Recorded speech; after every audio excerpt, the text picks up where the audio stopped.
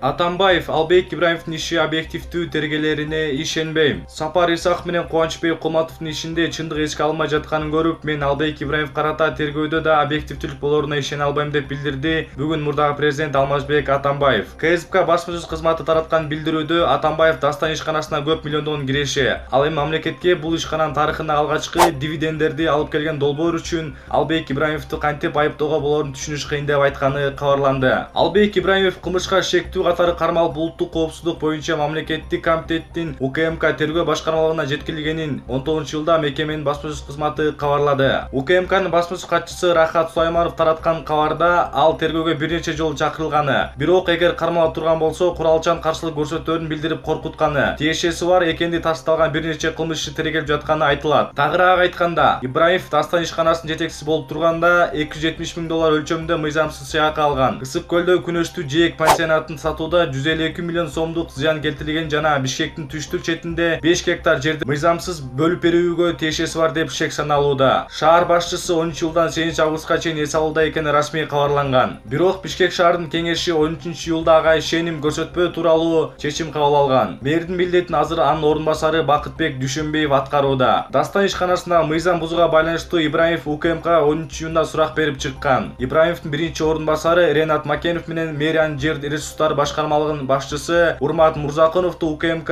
6-июлда жер мыйзамдардын бузулушуна байланыштуу козголгон иш боюнча камакка алган.